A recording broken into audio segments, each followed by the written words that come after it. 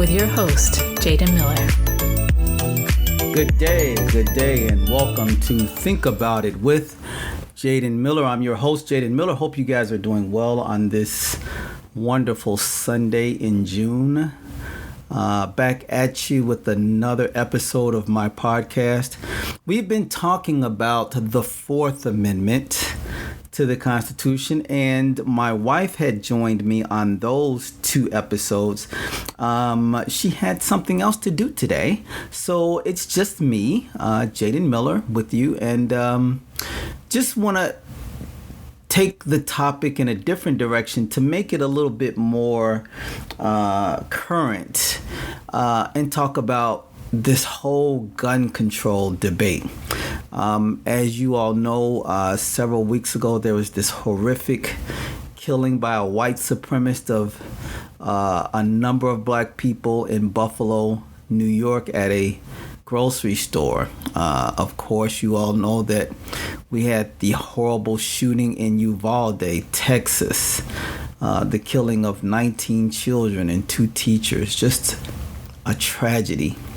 And then since then, we've had several other shootings that have happened in the United States, which has caused a lot of people a great concern.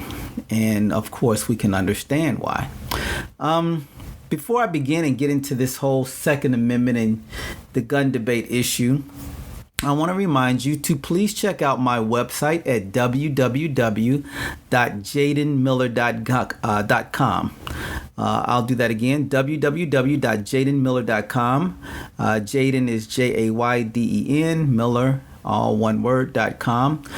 Please like, share, and subscribe on my YouTube channel, and like, comment, and follow on your favorite podcast platform. You can find me on Spotify, Apple Podcasts, Spreaker, Google Podcast, Amazon, Castbox, SoundCloud, iHeartRadio, and so many more. So if you're driving in your car, or you're at work, or you're just at home chilling, please tell other people about my podcast.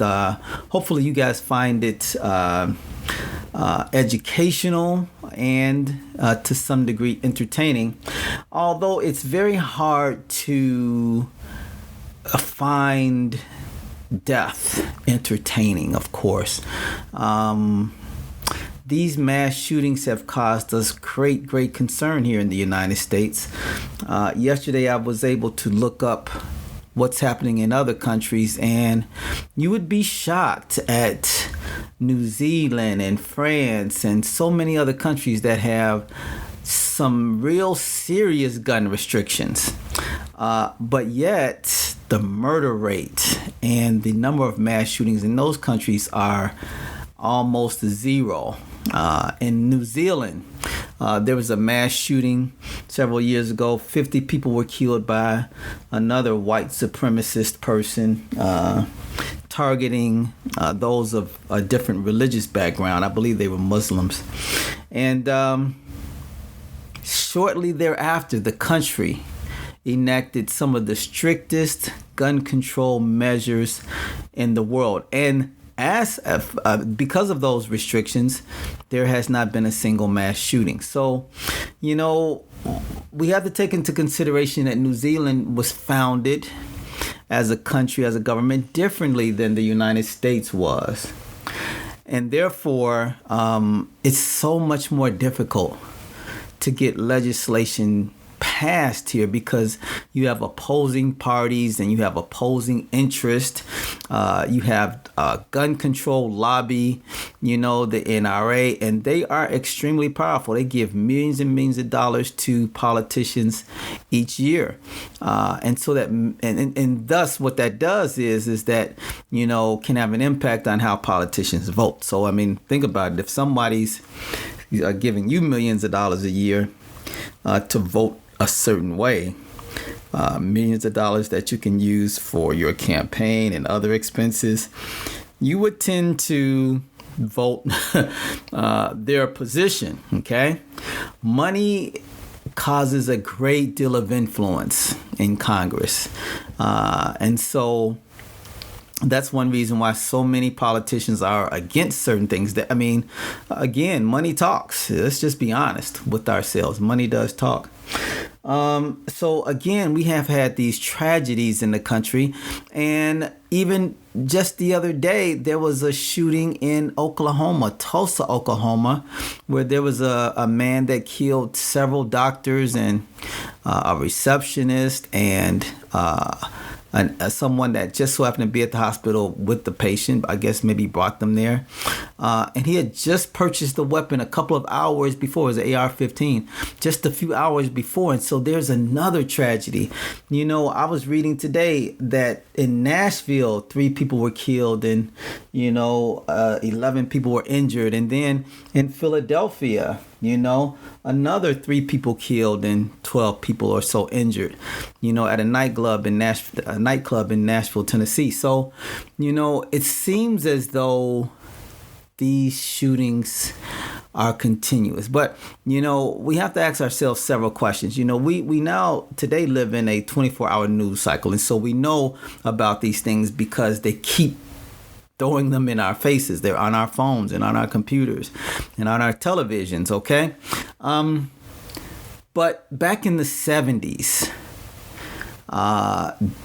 in specific cities, but I'll mention Chicago because that's my home city, there were many murders in Chicago in the 1970s, okay? Now, mind you, the population was a little higher. Chicago then in the 70s was second in the nation in terms of population. It has fallen behind Los Angeles now, so Chicago is third. Los Angeles is now second behind New York. But even still, as we moved into the 90s, that crime rate started to go back up again until there was some gun laws that were put into place, and then President Clinton started his COPS program, and there were more police officers on the street and that kind of thing. And so we saw a decrease, not in just mass shootings, because we can't remember Columbine was in 1999, but we're just talking about violence with a gun specifically. So what I want to do is talk to you a little bit about the Second Amendment, because that's where this all starts. What does the Second Amendment say? The original text for the Second Amendment is in the United States Constitution, for those of you that are students of the Bill of Rights, and it says a well-regulated militia being necessary to the security of a free state, the right of the people to keep and bear arms shall not be infringed. Okay. So that is what the Second Amendment says in the U.S. Constitution and the Bill of Rights. All right. If you look at those words, though, it's just one sentence. Okay. And again, it says a well-regulated militia. Let's go by each phrase. A well-regulated militia. What does that mean? Well, if you'll recall, during the conflict between the 13 original colonies that then became the United States, all right, and then their mother country, Great Britain, was because of the tyranny of the British Parliament and their king, King George III, against the colonists, all right? And so our founding fathers put in the Constitution a well-regulated militia, because the now new United States of America, the 13 colonies that became 13 states, had no militia. They had no army. Their army was the British Army that was there to protect them. Okay, remember, the United States was a colony of Great Britain. Okay, so there's no need for a militia because you have a military. Okay, and in fact, at the time, Great Britain had the strongest and most powerful military on earth, in the world. Okay, so there was no need for a militia. But our founding fathers said, well, now that we're going to war, or now since we've gone to war with Great Britain, we do. And so it says a well-regulated militia being necessary to the security of a free state. All right. So now remember, the United States has declared its independence from Great Britain. All right. So now, being necessary to the security of a free state, we are now free. We are not under the auspices of Great Britain anymore. Now, mind you, we do need to fight this war, which they did and won. So now they're a free state. It goes on to say the right of the people to keep and bear arms. What does that mean? Okay, because that is the part in the Constitution that causes great controversy. Okay, all right, the right of the people to keep and bear arms. Well, let's look back at what that means. Okay, a well-regulated militia. What that means is that is necessary, okay, to have individuals that are willing to come together to fight for their state, their country. Okay, it is necessary, the founding fathers say, because for the security of a free state, you need to have a well-regulated militia. Why? To protect you from foreign governments, but to also protect you from your own government. Wasn't Great Britain their own government? Absolutely it was. All right. So they put that there because they wanted to ensure that Great Britain is not our country anymore now, but we remember how it was. And we, the founding fathers, don't want to become just like the tyrannical government that Great Britain had over the colonists. So they're saying that you have, meaning the states, a right, and the people have the right to a well-regulated militia to protect themselves from foreign countries, but to also protect themselves from this government. The right of the people to keep and bear arms. And then the last part of that says, shall not be infringed. Okay, meaning that it cannot be taken away from them. It's just like John Locke, who's a great English philosopher in terms of government and our contract with government. It shall not be infringed means you cannot take away our God-given rights. Okay, the right to life and liberty. And according to Thomas Jefferson, the pursuit of happiness, according to John Locke, property. Okay, those are just our rights. And that's what they're saying here in the Second Amendment, a well-regulated militia being necessary to the security of a free state. A free state must have a militia, must have a military, whether it be of the government or whether it be of the people. See, the right of the people to keep and bear arms. Well, in order to protect yourself, in order to be secured, you have to have arms. Okay. And then finally, it says it shall not be infringed. It cannot, will not, shall not ever be taken away from them. All right. Now, there is an argument that can be made that, well, the Second Amendment was written way back in the 1700s. Okay. All right. And it was. And it was written after the Declaration of Independence and after the war. Okay. The Revolutionary War.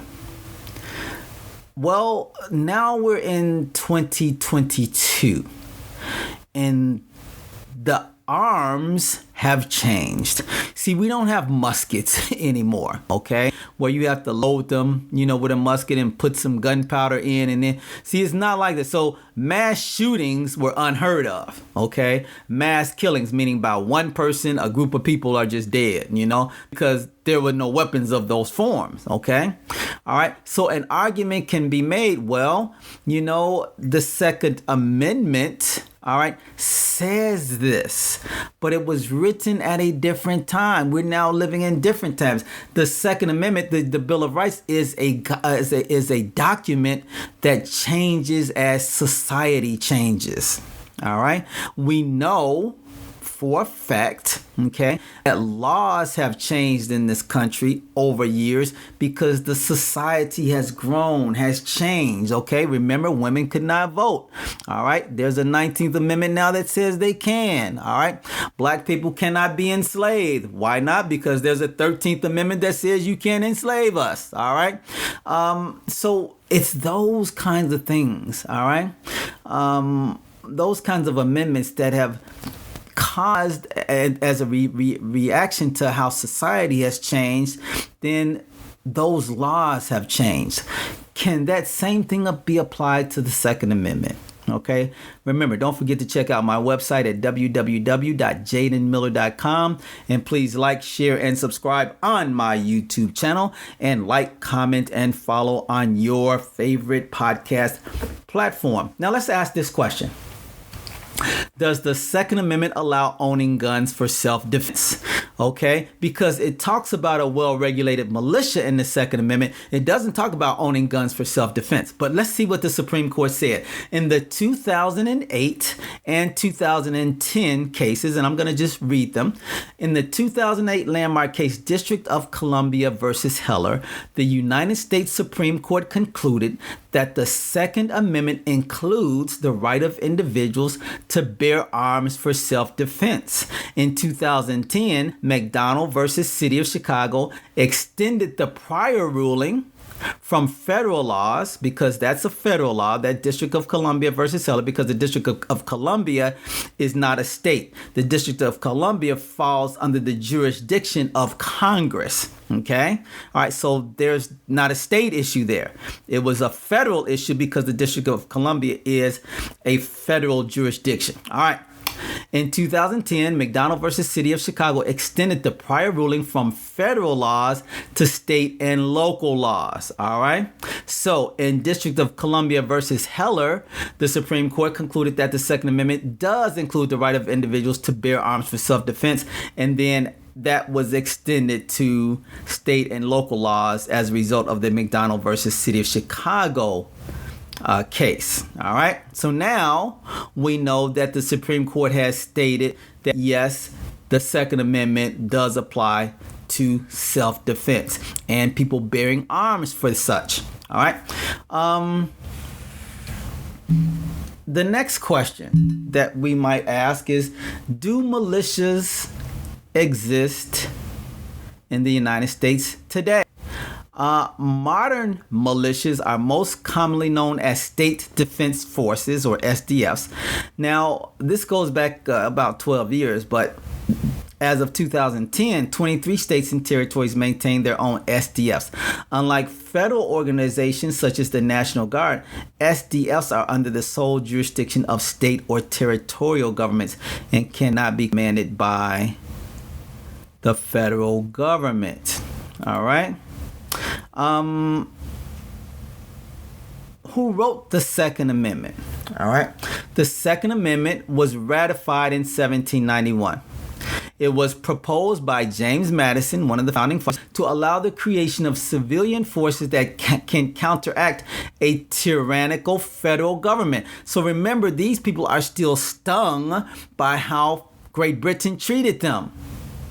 Anti-Federalists believed that a centralized standing military established by the Constitutional Convention gave the federal government too much power and potential for violent oppression. Okay? They were still concerned about how they were treated by Great Britain, and they didn't want, at least anti-federalists did not want there to be some standing military under the jurisdiction of the federal government. So they wanted to ensure, all right, that militias, they could stand in order to oppose a violent federal government, or again, of course, from an attack from a foreign nation, if that were the case. All right.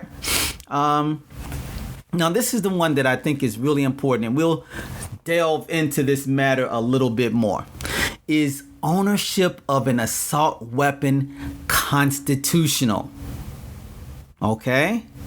the Public Safety and Recreational Firearms Use Protection Act in 1994, when Bill Clinton, a Democrat, was in office, banned private use of assault weapons such as certain semi-automatic rifles.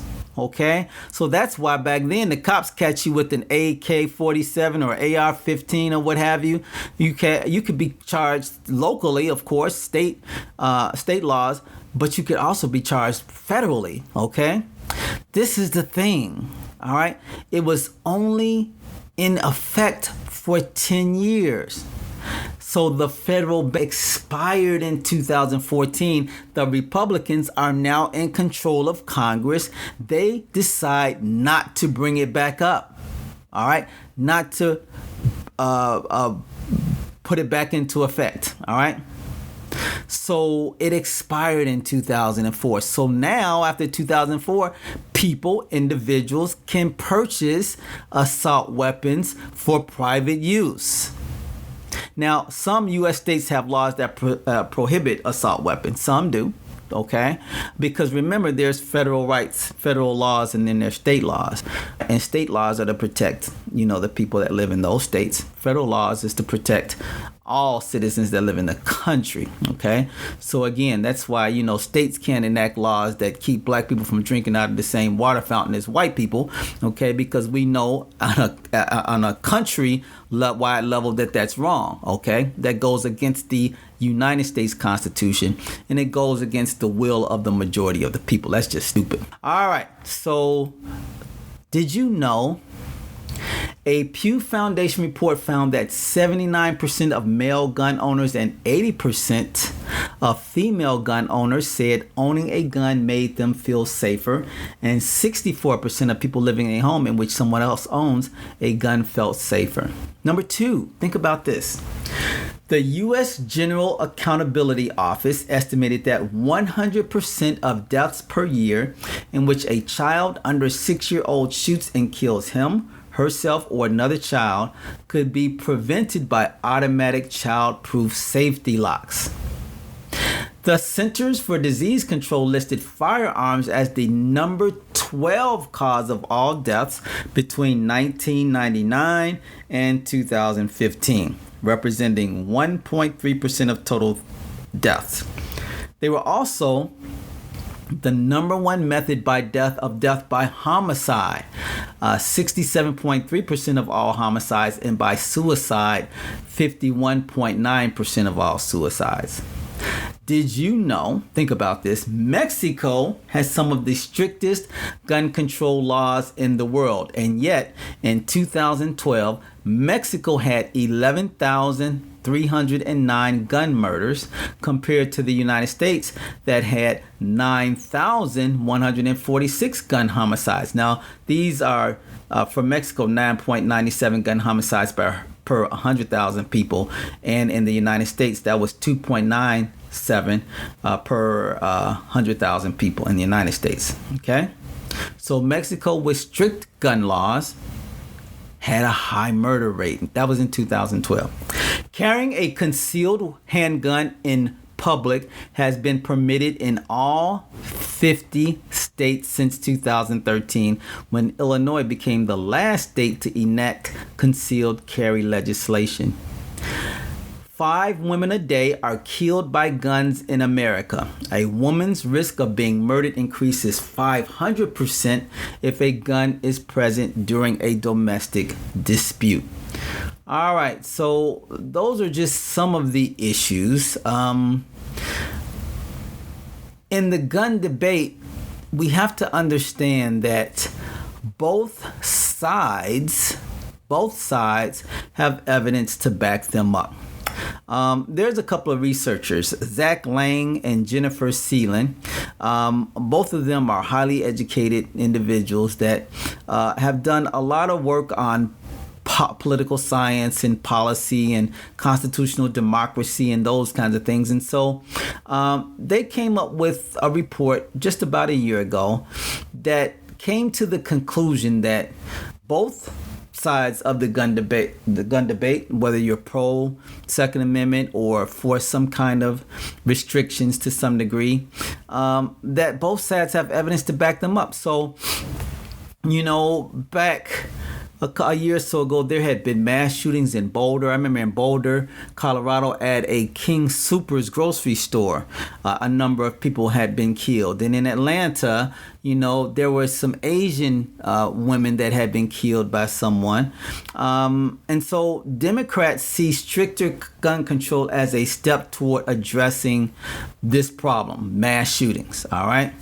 House Speaker Nancy Pelosi claimed that two gun control bills that came out of House would be the solutions that would save some lives. All right. But you have many Republicans that disagree. So we have Senator Ted Cruz, who has said that proposed laws seeking to require background checks on all firearm sales and transfers and to ban assault weapons are ridiculous theater that failed to reduce mass shootings. All right. So as I mentioned, these two political scientists set out to determine whether gun control legislation actually prevents mass shootings. They collected data on all mass shootings that occurred between February of 1980 and February of 2020. So this would definitely exclude the mass shootings that have happened, since February of 2020. Now, mind you, I read a report the other day that said in this year alone, there have been over 220 something mass shootings in the United States. All right. That's a lot. So when what they did, these two researchers, they examined key information on the perpetrators, weapons used, and laws in effect at that time. All right. So what they're saying is that their research suggests that there is statistical evidence to support both parties' positions about gun control legislation. According to them, while stricter gun control laws may make mass shootings slightly less common, their research suggests that the rhetoric of both parties may not tell the full story. Rather than federal gun control laws, policies that focus on violence prevention at the community or individual levels may be more effective at preventing mass shootings. All right. So if we looked at mass shootings from 1980 to 2020, there were 16 states that saw no mass shootings. 16. So you had Maine, no mass shootings. Okay. You had New Hampshire, you had Vermont, and you had Rhode Island, no mass shootings from 1980 for over a 40-year period. No mass shootings. All right. Then there was Delaware, no mass shootings. All right. So these are some of those 16 states that had no mass shooting. Now there are a few others. There was Alabama, there's Louisiana, there's Indiana, South Dakota and North Dakota, Wyoming, Montana, Idaho, New Mexico, and Alaska. No mass shootings from 1980 to 2020. All right. Now, we had a couple of states that had the most between 1980 and 2020, and that would have been 18 in California and 12 in Florida. They led the nation in terms of mass shootings. All right. So, in Florida, there was that horrible Parkland shooting, and that happened in 2018. But lots of them in Florida. Florida ranked number 2 on the list of states with the most mass shootings, and California ranked number 1. All right. And so then we had a couple of states, 3, that had between 6 and 10 mass shootings.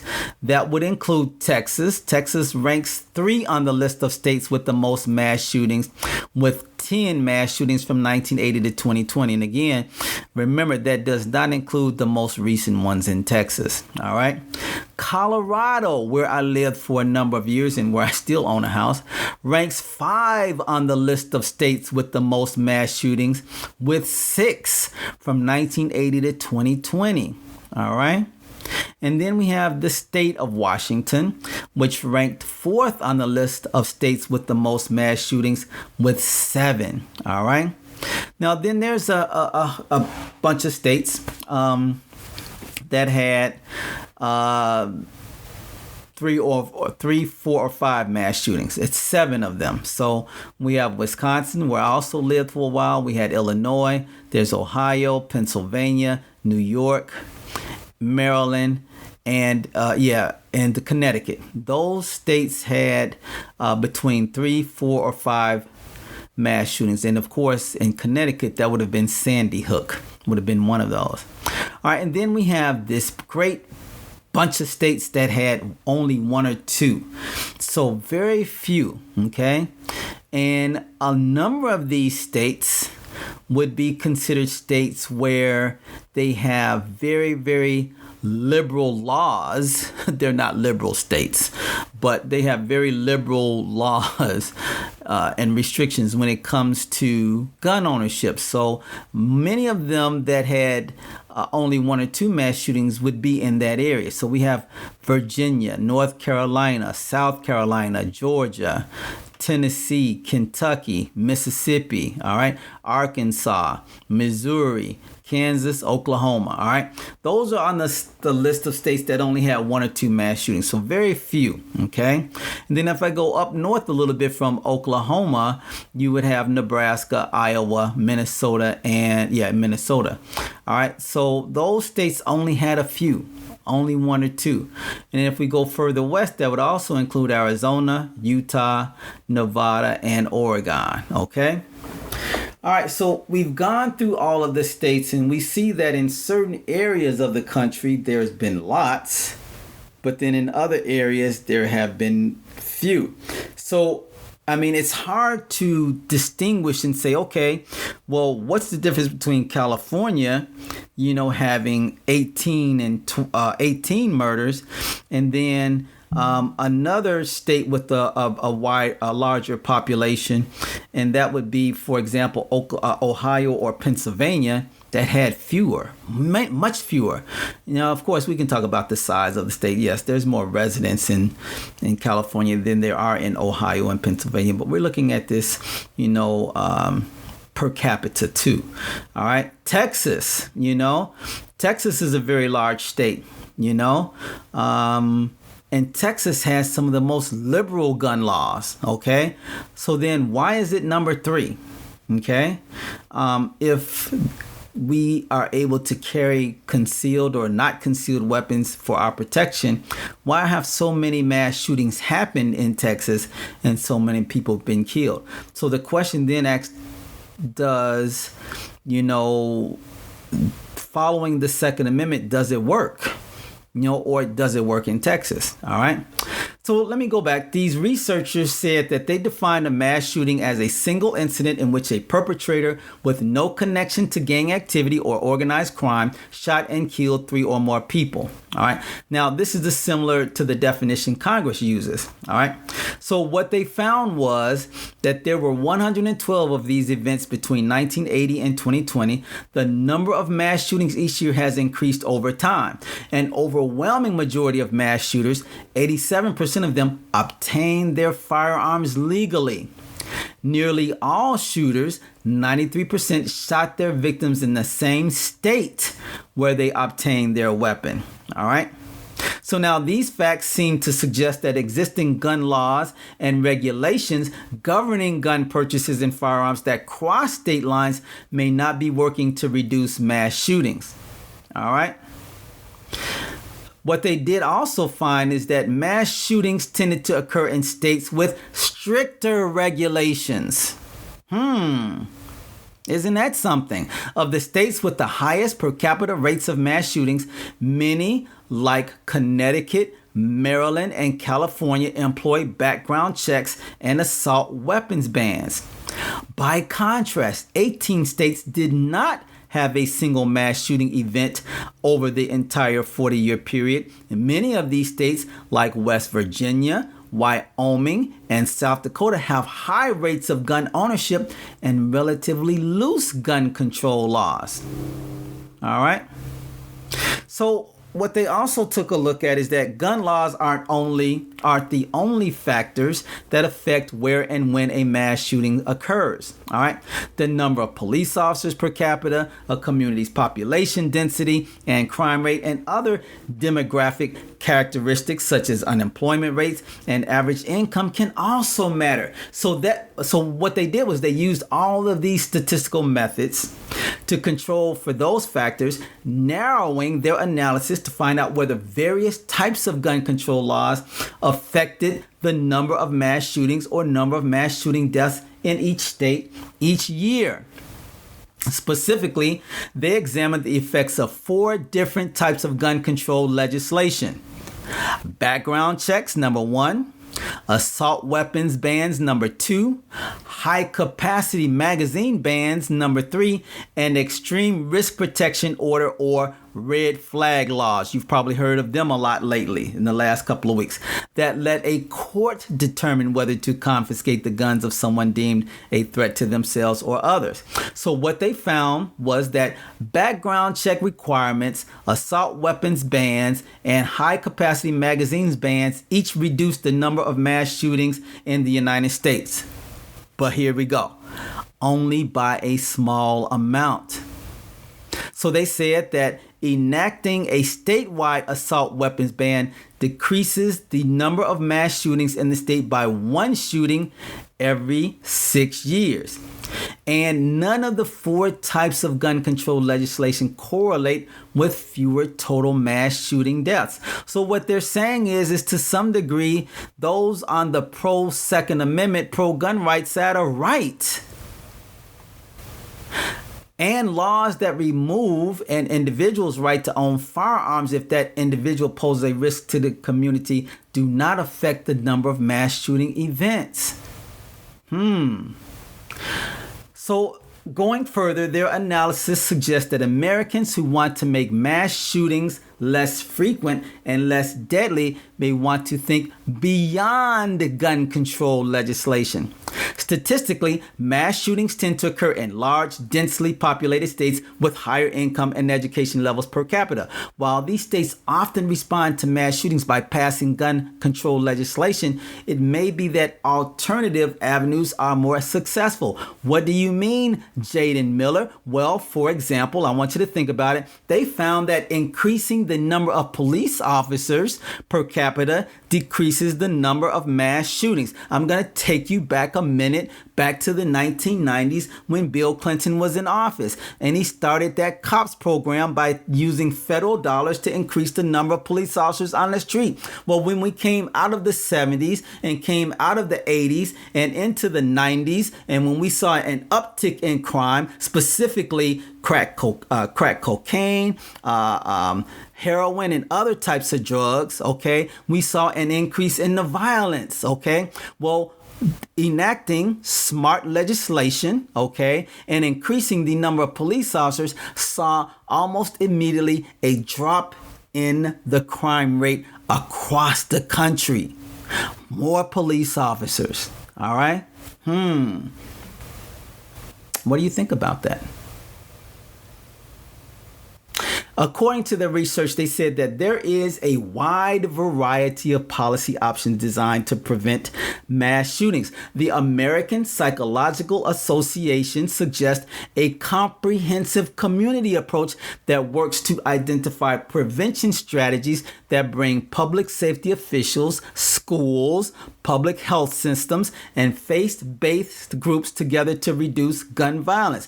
Now, did you hear what I just said? Okay, the American Psychological Association suggests a comprehensive community approach that works to identify prevention strategies that bring public safety officials, okay, that's the police, all right, that might be fire, EMTs, okay. Now, look at this. It says schools. Where do a lot of mass shootings happen? At schools, okay? It talks about public health systems, okay? Well, just the other day in Tulsa, Oklahoma, there's an individual that went in and shot 2 doctors at a hospital, health system. And then the third one is faith-based groups. Now, Last week, okay, there was a mass shooting, okay, at a church. And we've heard that there have been mass shootings at churches. All right. So there we have the three areas where we have the most amount of this type of gun violence. Mass shootings are at schools, public health systems, and faith-based groups. Think about it. Think about it with Jaden Miller. Aaron Stark, okay, who says he was almost a mass shooter, explains that mass shootings can be an act of desperation resulting from frustration, stress, and an individual's perception that they lack power. This is in line with a United States Secret Service report that suggests politicians may need to think beyond the accessibility of guns. Violence prevention strategies that focus on interpersonal and community relations may be more effective than gun control legislation. I'm going to take you back into the 1990s again when community policing came into fruition. We saw a decrease in crime. Why? Because you had, instead of the police driving around in cars with their windows up, okay, not having any kind of relationship with the community, we saw crime high. Okay, when we got police officers out of cars and had them going to schools, okay, hospitals, okay, clinics, all right, churches, all right, we then saw a decrease in the crime. Look it up. So you see what they're saying? They're saying we have to go beyond this. Oh, well, we need to have background checks. Because think about it, guys. If somebody wants to get access to a weapon, they don't have to go to a gun store to purchase it. They don't. All right? Many policy options involve value judgments stemming from beliefs about the U.S. Constitution and the power of government to regulate guns. I understand that. I come from that same place, okay? Because as someone, okay, that is a student, I'm a teacher, but I'm a student of the Constitution. I read and try to determine what the founding fathers were saying then, and then compare that to the lives we live today. Among people who think that restricting gun access reduces mass shootings, people disagree over whether the country should prioritize the individual freedoms of gun owners or the safety and peace of mind of non-gun owners.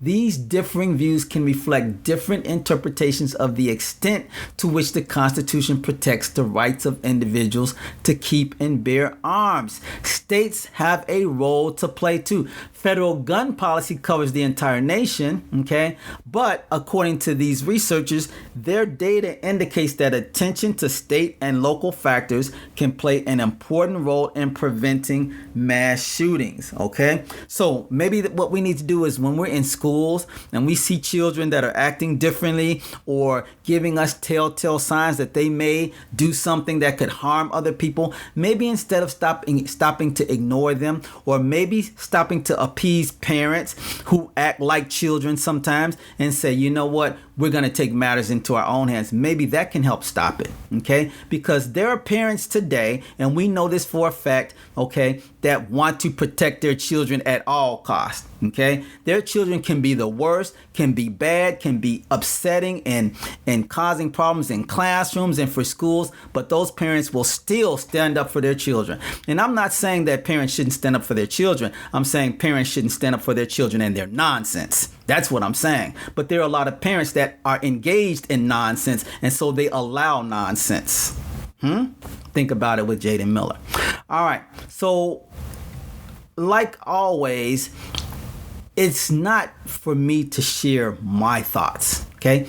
Because I want you all to have this discussion with your families and your friends, and you can certainly comment on any of my podcast platforms, on my YouTube channel.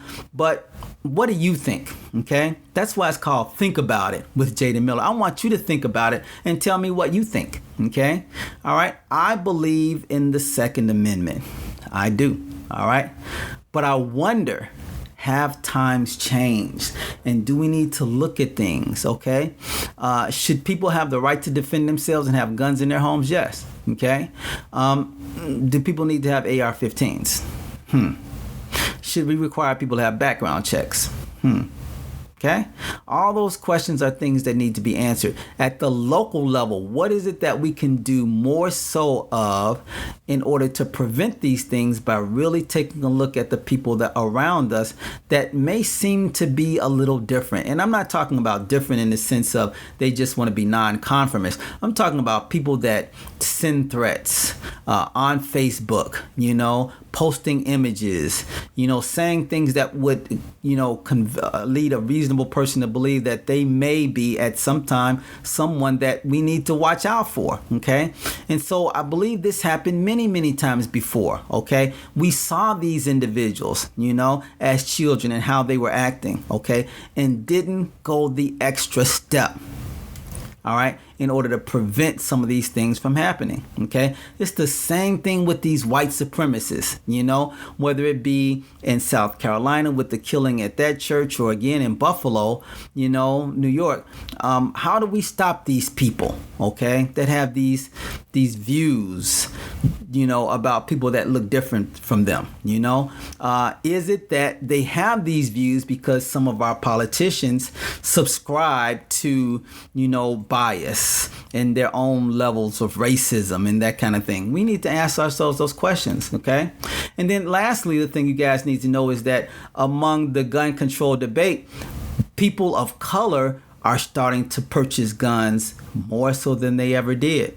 There was a National Shooting Sports Foundation. It was a retail survey that was done that found between 2019 and 2020, there was a 58% increase in African Americans buying firearms and a 49% increase in Hispanic Americans buying firearms and a 43% increase in Asian Americans buying firearms. Okay. What does that suggest to you? Okay. That perhaps people, feel as though, we need to protect ourselves mainly because the average time it takes for police to respond to certain emergencies. Well, in between that time, what are you doing? Okay. Are you going to fight back? Are you going to become victimized? Those are some questions, and those are some legitimate questions. In this country, after the Civil War, there were laws enacted, and then the Ku Klux Klan came into being because now you have all of these free black people, that are now citizens, or actually they don't become citizens until the 14th Amendment, but you have all of these free black people that were former slaves. Well, what is their political status? Okay. Can they own firearms? Well, of course, back then, what former white plantation owner wanted their former slaves to have weapons? Okay. All right. So as an African American, that always makes me wonder, when we talk about this whole Second Amendment debate, do I want total restriction? Because, that's the same thing that happened to blacks right after the Civil War. You can't have weapons, but white people can have weapons. Okay. So we can protect ourselves. You can't. And thus you can become the victimizer, over these people just by merely having laws that state that they can't have them just simply because of the color of their skin. I wonder about that and I worry about that. All right, so that's the gun control issue for the day. I hope you guys enjoyed this episode. Again, please check out my website at www.jadenmiller.com. You can click on the link for podcast. You can also check out my photography if you like to. Please like, share, and subscribe on my YouTube channel, and like, comment, and follow on your favorite podcast platform. All right. Again, that's Spotify, Apple Podcasts, Spreaker, Google Podcasts, Amazon. You can find me on there, Castbox, iHeartRadio, and many, many more. All right. Thank you guys for listening. This is Jaden Miller, and I hope you all have a fabulous rest of your day. Thank you for listening to Think About It with Jaden Miller. Don't forget to like and subscribe to his YouTube channel, and like and follow on your favorite podcast platform.